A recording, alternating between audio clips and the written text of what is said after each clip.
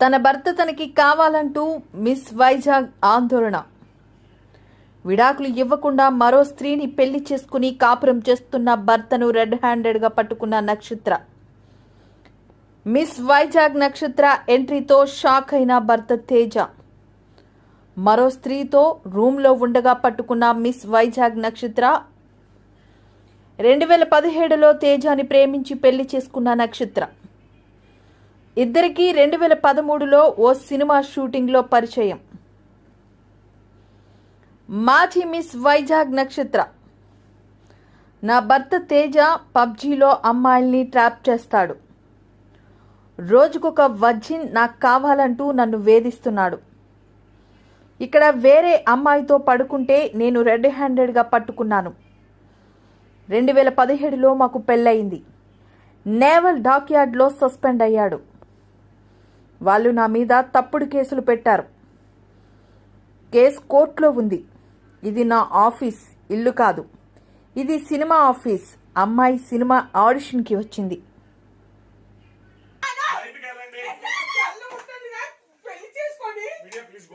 This is my private space and you have no permission to come. You have no permission to come. And this one tells you.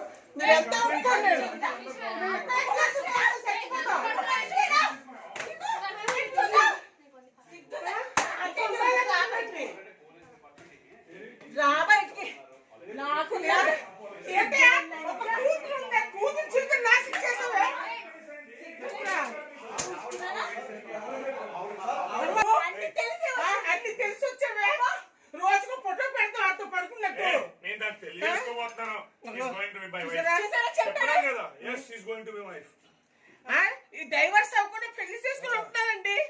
ఇది ఎంతవరకు ఖర్చు? ఇంత ఇదా పిల్లప్పుడు గాలి కొద్ది ఒక రూపాయి ఇవ్వలేదు. 4 సంవత్సరాలు పట్టి వద్దు నచ్చితే అలా మొగుడు నీకు పిల్ల కోసం ఆలోచిస్తున్నావా? నీకు పుట్టిన లజ్జ చిన్నప్పుడు ఆడుకునే జీవితం నాకు లేదు. నువ్వు ఆడతాను కదా ఒక ఆరోగ్య జీవితంలో నిలవస్తున్నావే నువ్వు. లంచిది అది ఎంత దిక్కుమాల లంచో చూడ. ఆడపిల్ల పిల్ల చిన్నపిల్ల జీవితంలో పాడు చేసావు నువ్వు. నీ కోట్లు ఉండొచ్చే.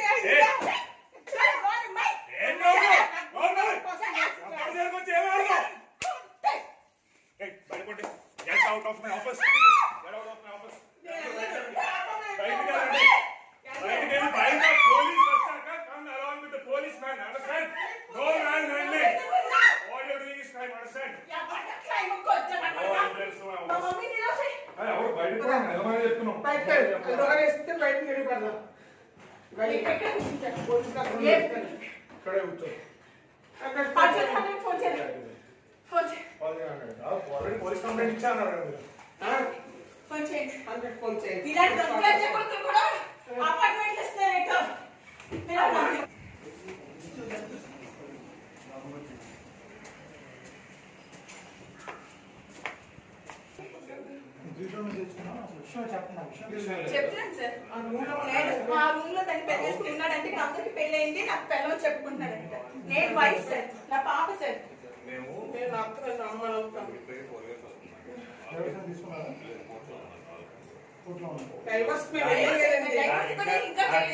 చంపేస్తున్నాడు. రోజు కొట్టి చంపేస్తున్నాడని రోజు ఒక అమ్మాయి వచ్చింది కావాలి.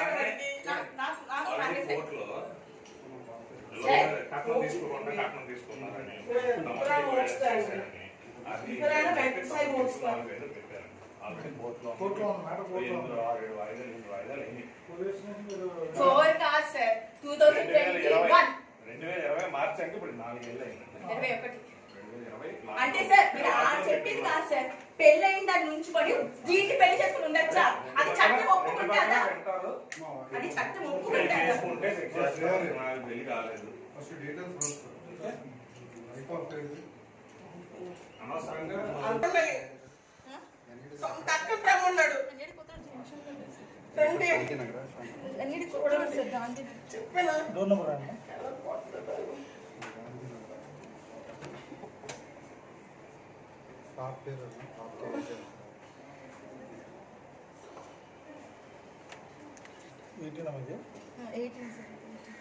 ఎందుకు మీ మధ్య గ్యాప్ మెయింటైన్ అవుతుంది?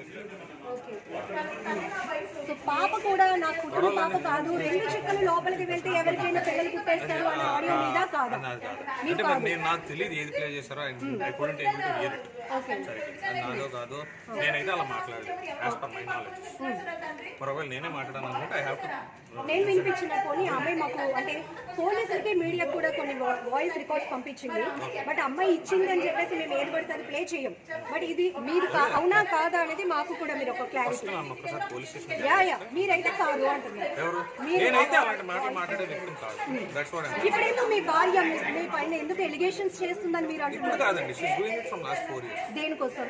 ఎలిగేషన్స్ కి రీజన్ ఉంటుంది సార్, కక్ష సాధింపండి. ఇప్పుడు మీరు చెప్తున్నారు కదా తను డబుల్ డిమాండ్ చేస్తుందని. మీరు ఇప్పుడు రీసెంట్ గా డొమెస్టిక్ డిపార్ట్మెంట్ ఉంది madam, women welfare department, family government, they called us for counselling. ఆ కౌన్సిలింగ్ లో నన్ను అడగడం జరిగింది, మీకేనా కలుస్తారా? నేను కలుస్తాను. అదే క్వశ్చన్ ఆవిడ అడగడం జరిగింది. నాకు 3 కోట్లు ఇస్తాను, నేను ఆయన వదిలేస్తాను, ఆయన నచ్చిన సినిమాలు చేసుకోవాలి, లేకపోతే ఒక్క సినిమా కూడా చేయలేను, నేను మీడియాకి వెళ్తాను, అతను పరువు తీస్తాను అని డైరెక్ట్ గా పోలీస్ స్టేషన్ లో ఉమెన్ వెల్ఫేర్ డిపార్ట్మెంట్ లో ఆవిడ మాట్లాడినట్టు మీరు వెళ్ళి వాళ్ళని enquiry. This is already evidence ఏమైనా ఉన్నాయా? ఇప్పుడు ఆ అమ్మాయి చాలా ఎవిడెన్స్ చూపిస్తుంది.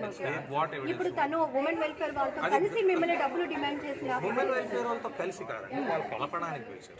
వాళ్ళ ముందు ఆ మాట ఎప్పుడైతే అన్నారో మిమ్మల్ని కలపలేమండి, మీరు కోర్టులో తీసుకుంటాం, వాళ్ళు పంపించేస్తారు. ఓకే, మీ దగ్గర అది ఏమైనా ఉన్నాయా ఎవిడెన్స్? కానీ పోలీస్ స్టేషన్ లో మాట్లాడిన దానికి, వెల్ఫేర్ డిపార్ట్మెంట్ లో మాట్లాడిన దానికి కాదండి. మీరు చాలా అంటే ఇన్ఫ్లుయెన్స్ మీరు ఎలా చేశారట ప్రూవ్ పోలీస్ డిపార్ట్మెంట్ చేసుకుంటారు? మీరు ఇన్నోసెంట్ అని ఎట్లా ప్రూవ్ మీరు ఇన్ఫ్లుయెన్స్ చేశారట. నేను మిమ్మల్ని క్వశ్చన్ అడుగుతాను, can Disha police B influenced? ఏమో అంటే మీ పైన అభియోగాలు వచ్చాయండి, మీ పైన అభియోగాలు వచ్చాయి. మీ భార్య అంటే చెప్పి అభియోగం అంటే ఆరోపణ, ఎలిగేషన్. మరి అది అలా అడగండి, ఇన్ఫ్లుయెన్స్ చేశారు అంటా అండి, your passing statement it's not wrong, that is wrong. మీరు వాళ్ళని అడగండి, మీకు డబ్బులు ఇచ్చారా, ఇన్ఫ్లుయెన్స్ చేశారా అని అడగండి. మీరే చెప్పాలి. వితౌట్ మై నోటీస్ నన్ను స్టేషన్ కి కూడా పిలకుండా నా మీద ఎఫ్ఐఆర్ చేయడం జరిగింది. ఇన్ఫ్లుయెన్స్ చేస్తే అట్లా జరుగుతుంది. నన్ను పోలీస్ స్టేషన్ కూడా పిల్ల, నేను హైదరాబాద్ షూటింగ్ లో ఉన్నాను, సడన్ గా ఎఫ్ఐఆర్ అయిపోయింది అన్నారు.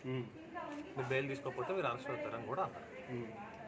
నేను ఆ ఇన్ఫ్లుయెన్స్ ఉంటే నాకు తెలియకుండా నా మీద డైరెక్ట్ గా అరెస్ట్ అవ్వండి, నాకు పిలిచి చేశారా అని కూడా అడగకుండా ఎఫ్ఐఆర్ ఫైల్ అయ్యింది. అడిగితే దిశ రూల్ అండి అన్నారు.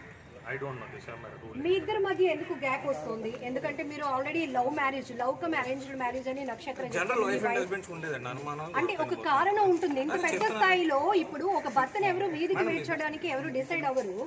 సో దట్ మీరు ఎందుకు అనుకుంటున్నారు? మీ ఆస్పెక్ట్ లోనే చెప్పండి, మీరు చెప్పండి. 4 years బ్యాక్ విడిపోయామండి. 4 years విడిపోయిన 3వ నెలలోనే ఇదే దిశ పోలీస్ స్టేషన్ కౌన్సిలింగ్ చేసి కలపడానికి వస్తే అప్పుడు ఆవిడన్న మొట్టమొదటి మాట, ఇతను సినిమాలు మానేయకపోతే నేను అన్ని న్యూస్ ఛానల్స్ని పిలిచి అతను అన్పాపులర్ చేస్తాను, అప్పుడు ఎలా సినిమా చేస్తాడో చూస్తాను. ఇది డైరెక్ట్గా దిశ స్టేషన్లో ఏసీపీ ముందు సీఏ ముందు ఆవిడ మాట్లాడు. ఆ తర్వాత ఈ 4 years నుంచి ఆవిడ మాట్లాడుతున్న మాటలు ఇదే ఇప్పుడు చేసి. అంటే మీరు మ్యారేజ్ కు ముందు నుంచి కూడా మీరు సినీ ఫీల్డ్ లో ఉన్నారని ఆమెకు తెలుసని, ఆమె కూడా ఒక ఆడిషన్ లో వచ్చినప్పుడే చెప్పాను. సార్ ఏంటి ఇలా అవుతుంది, నిజమేనా? ఊరుకున్నామ్మా, మీ ఆయన అలాగే మాట్లాడతాడని చెప్పాడు ఆయన. పూర్ణగానే ఎలా రియాక్ట్ అయ్యారు ఈ విషయంలో? ఏమైనా అడగడం జరిగిందా? లేదు సార్, అడగలేదు. పూర్ణ వరకు ఆ విషయం ఎందులో లేకుండా తెలియదు. పూర్ణ నన్ను రమ్మని చెప్పిందని చెప్పి నాతో డైరెక్ట్ చెప్పాను. సినిమాకు సంబంధించిన వైఫ్ అలా చేయొచ్చు కదా, వైఫ్ కానప్పుడు అలా చేయకూడదు కదా. ఇప్పుడు అమ్మాయి సారా, అమ్మాయిది గోదావరి రాజమండ్రి డెవలేషన్ బ్రిడ్జి దగ్గర. మీడియా అందరి ముందు సారా అని పేరు చెప్తోంది, ఇక్కడ ప్రాజెక్ట్ జరుగుతోంది, నేను వచ్చాను అంటున్నాను. వంశీ ధర్మజ్ఞ అమ్మాయి పేరు. సార్ ఇక్కడ సార్ చెప్పండి సార్. సార్ అబ్బాయి అవి మీడియాలో ఉన్నాయి కదా మేడం, షీజ్ మై వైఫ్ అని పరిచయం చేశాడు అందరికీ. ఎక్కడ అకామిడేషన్ ఏంటి సార్? ఆఫీస్ రూమ్ కి సంబంధించిన ఏమి ఉన్నాయి అక్క చెప్పండి. ఆఫీస్ సంబంధించి ఇప్పుడు ఒక మీడియా ఆఫీస్ అనుకోండి, 4 కెమెరాలు 4 మైకులు ఒక జర్నలిస్ట్ ఉంటారు. మరి అది ఏ ఆఫీస్ అని ఉన్నదండి? ప్రాసిక్యూషన్ ఆఫీస్ అది. చెప్పండి సార్. చెప్పారు అపార్ట్మెంట్ మొత్తానికి వైఫ్ అని ఎలా చెప్పారు? అదొక్కటి ప్రూవ్ చేయమనండి. వాచ్మెన్ తో మాట్లాడు.